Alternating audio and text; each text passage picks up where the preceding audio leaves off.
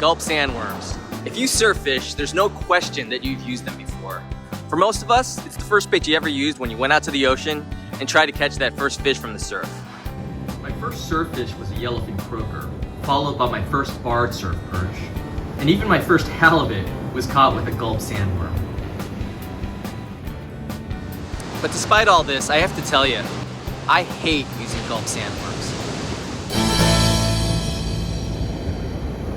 So for those of you who are just learning about surf fishing or getting into it, you might be wondering, what are Gulp Sandworms? Well, they're artificial soft baits that mimic the look and scent of real sandworms and are mainly used by saltwater fishermen, especially for use in the surf. And they come packaged with an attractant that's supposed to imitate the scent of live sandworms.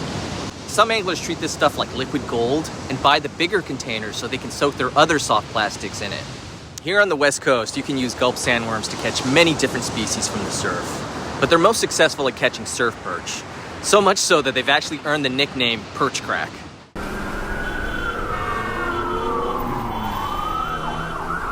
And they're also very effective at catching croakers, occasionally corbina, and believe it or not, even halibut, but those are few and far between. So with all this in mind, why in the world would I say I hate using them?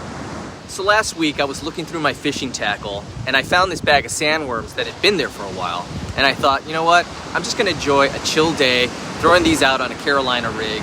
And I'm not gonna think about catching a big halibut or anything like that. I'm just gonna relax, catch some perch and have some fun. All right, out here today. And I'm gonna be using a bait that I haven't used in a very long time. And that is the Gulp Sandworm. Very popular bait. If you're a surf fisherman, this is probably the first bait that you ever used. It's pretty reliable, catches a lot of fish. They're very attracted to it. Conditions look really nice right now. Not a lot of waves. Coming off of some heavy storms here in Southern California. And it's just nice to have calm out here. Throwing the Gulp Sandworm out there, and I've got it on a Carolina rig with a 1 ounce weight. I just like the 1 ounce weight personally. I think I've mentioned that before in other videos. You can throw it a really good distance. And I used to use 3/8 ounce and 5/8 ounce weights. And I really don't notice a difference as far as the hookup ratio. And the only difference being you can throw that 1 ounce way further. There's a bite. There we go, fish on. Didn't take very long.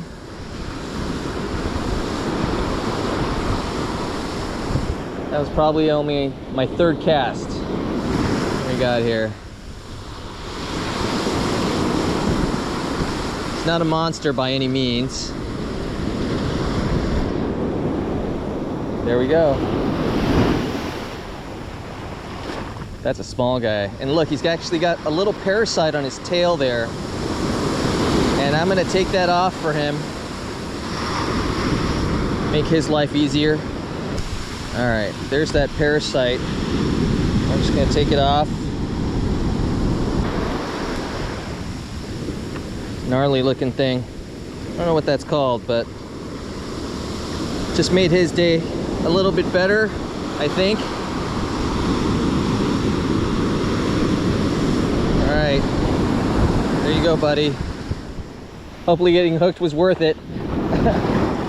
You know, that's the first time I've seen one of those parasites outside of a barred surf perch. I've actually seen it in their throats a couple of times, but never on the outside like that. Fish on. All right, another small one.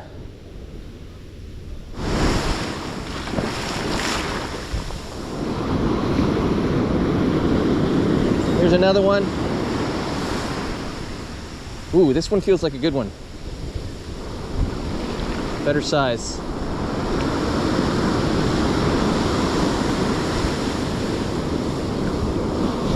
Feels like a good one. Gotta find the right.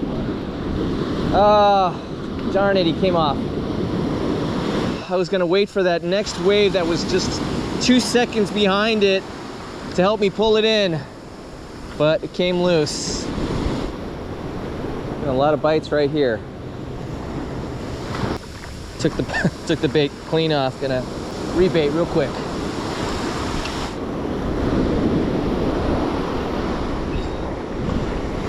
All right, we're on.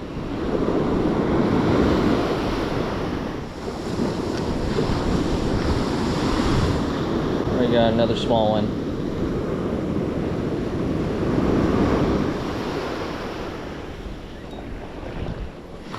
All right, got another one on right here. Right near where the waves are breaking.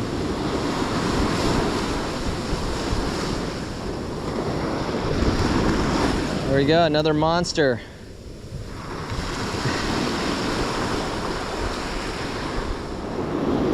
All right, last bite, bit off the tail.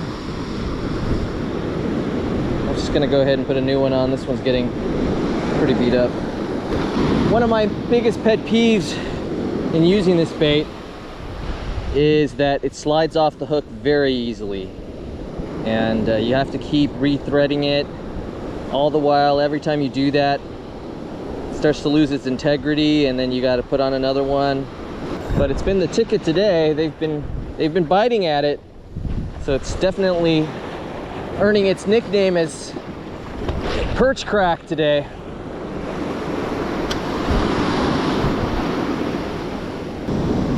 And it was pulled off. Got to rebait again. On.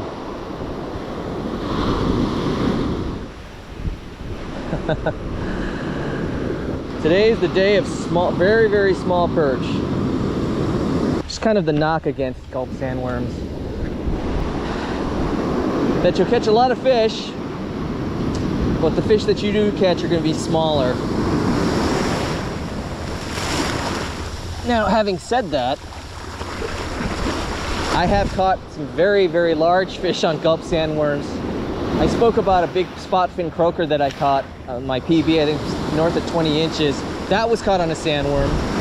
I've also caught a 19-inch halibut on a sandworm as well.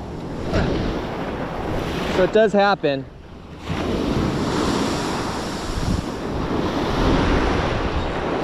Fish on. All right, this feels like a bigger one. I've had a string of about 5 or 6 really small ones. It's got a little bit more weight, a little bit more fight in him. Oh, I was so wrong about that. Fought a lot harder than his size would suggest.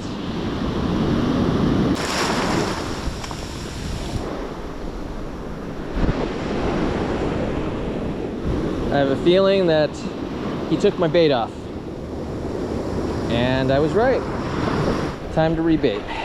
You know, every time you have to rebait or readjust the bait on the hook, it just becomes a chore after a while. You'd rather be fishing and just not have to deal with this.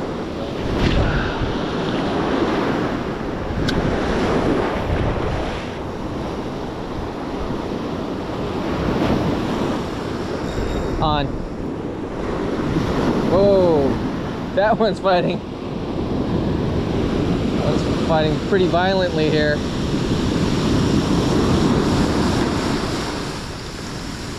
It's a feisty one. This one's a feisty one. Oh yeah, that is a nice one. Woohoo! Look at that one. That is not a small perch by any means. There we go. That's a nice sized perch. Yeah. About 12 inches, a little under 12 inches. Well, there you go, a nice 12-inch perch on sandworm. It can catch some decent sized fish as well. All right, so as you saw, it really earned its Perch Crack nickname today. I caught 7 perch and was getting constant bites. Most of them were pretty small, but I did get that nice 12-inch near the end. So compare this to another session I had the next day at the same beach, but instead, I used this 2-inch paddle tail bro. Another beautiful morning out here, guys. We just hit low tide. Water looks really great. The sun is shining.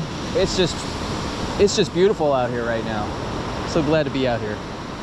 You know, today is one of those days where you just gotta be thankful that you live in Southern California. Just perfect, beautiful weather, sun shining. It's about, I don't know, 60, 65 degrees. It's perfect. There's not a lot of people at this beach right now either. I've got it all to myself. It's really nice.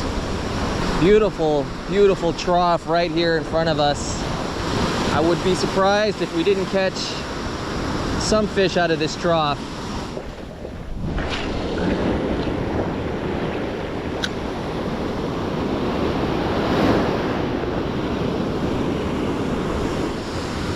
It's a hit.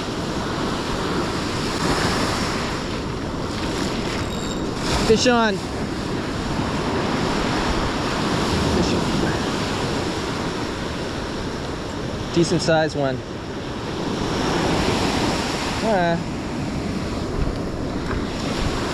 That's a nice perch. That's a nice perch. It's about 10 inches. But I think I'm gonna let this one go. See if we can catch his bigger brother. Beautiful fish. Bait's not worse for wear. Still on there.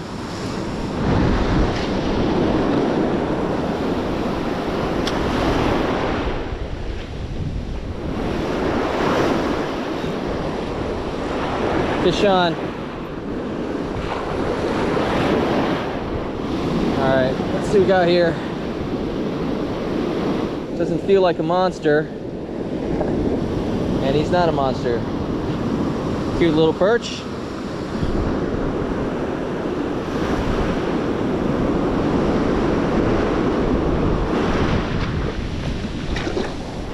It looks good.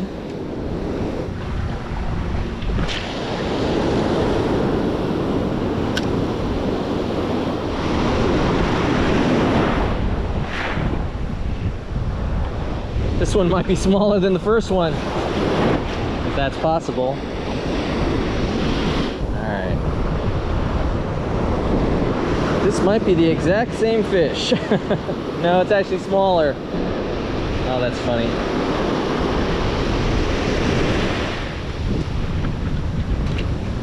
Okay. Bait looks good. Let's throw him out again.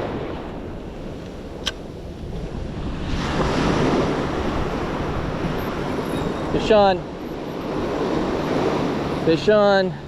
Close to the shore. Real close. Ooh, walleye. Oop. Walleye surf perch. Actually one of the bigger walleye surf perches I've ever caught. But we're gonna let him go. Cute fish, look at that eye. This is like the thing that cartoons are made of.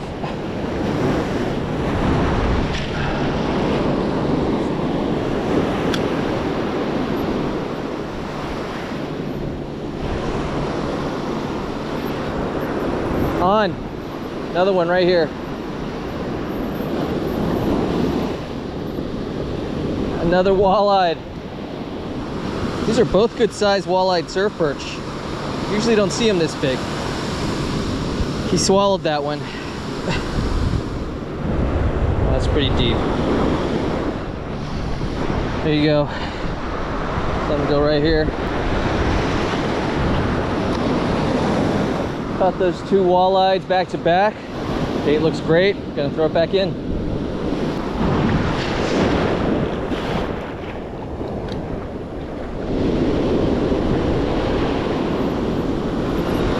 Fish on. All right, got another one.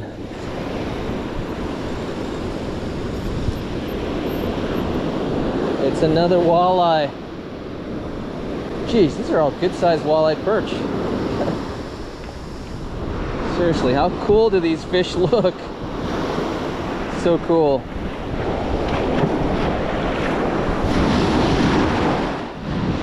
If these walleye surf perch are decent size, probably wondering why I'm not keeping one to cook up.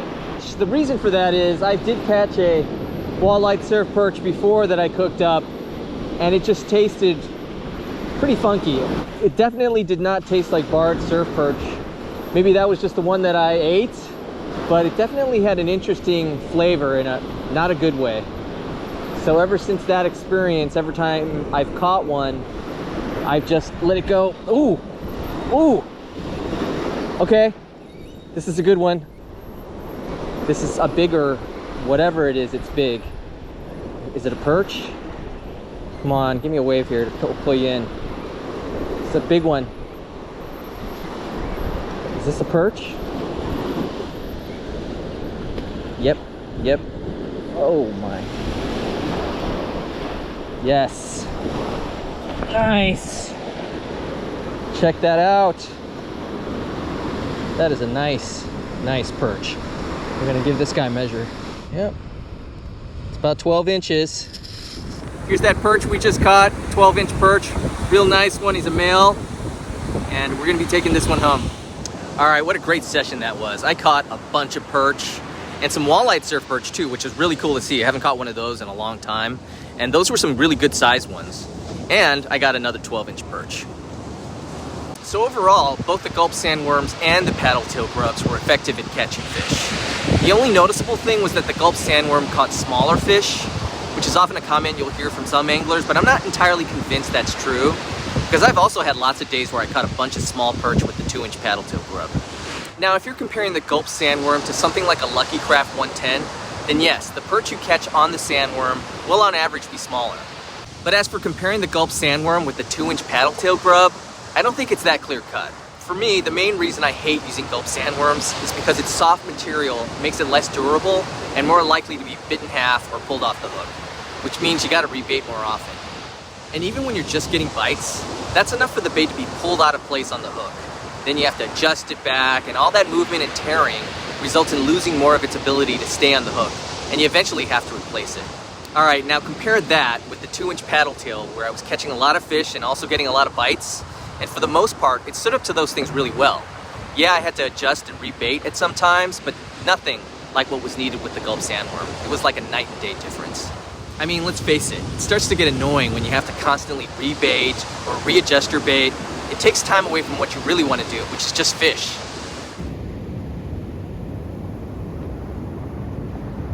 So the answer is yes. There are a couple of things you can do to make them stay on the hook better.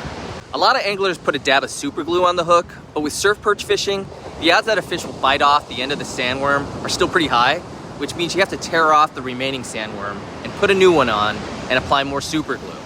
And each time you do that, the hook gets thicker and thicker with more super glue and stuck on sandworm. And that's eventually going to compromise its ability to stay on the hook even more.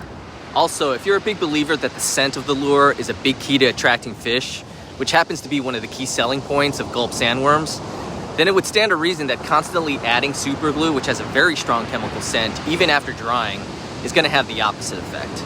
Another thing you can do is to air dry your sandworms for about 2 to 3 hours.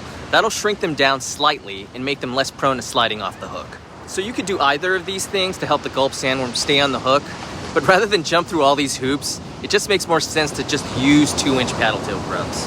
So the bottom line is yes, Gulp Sandworms catch fish. There's no denying that. But there's a better alternative with the 2-inch paddle-tail grub. You can still catch plenty of fish without the annoyance of having to rebait or readjust your hook constantly, which in the end means having more fun fishing. There's so many different ways to prepare surf perch, as I've mentioned in other videos, such as this one. Serving it raw is one of my favorite ways to enjoy this fish, and we're gonna do that today with barred surf perch poke.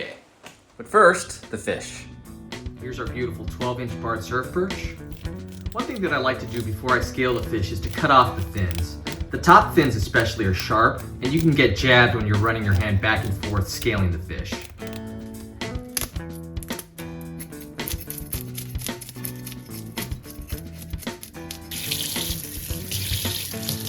Alright, now I'm going to gut the fish starting from the fish's butt, and I'm going to cut along the bottom of the fish. I mentioned in a previous video that surffish eat a lot of bean clams in the winter when sand crabs aren't as plentiful. You can see here this one's full of them. Now I'm gonna cut the head off and then cut off the collars to fry up another day.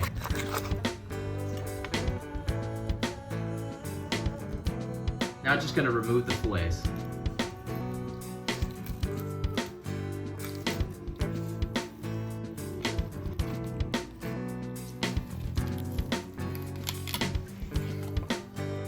Here's the first fillet, and here's the second.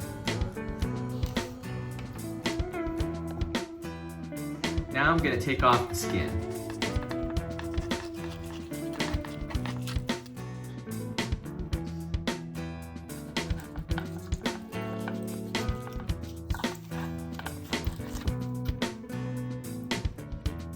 And there's a small strip of pin bones that you can feel for on each fillet that I'll take out.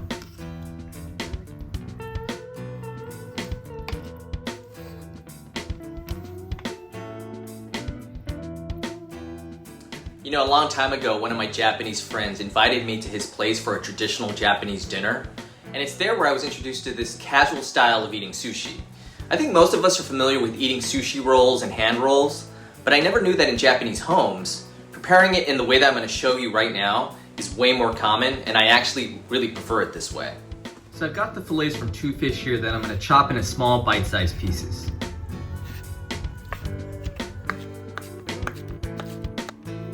Time to prepare the sauce for our poke. I'm gonna start off here with some soy sauce, a little bit of sesame oil, not too much, a half teaspoon of sugar, some garlic crisp, and a little bit of green onion.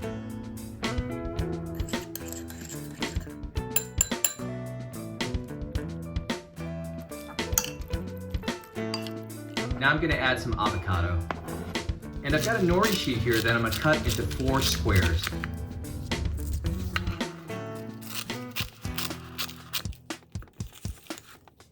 I'm gonna place some rice onto the nori. Too many people overstuff at this point. You wanna show a little restraint here. You want the right balance of seaweed to rice to fish. Then I'm gonna add some masago and then finally top with some radish sprouts.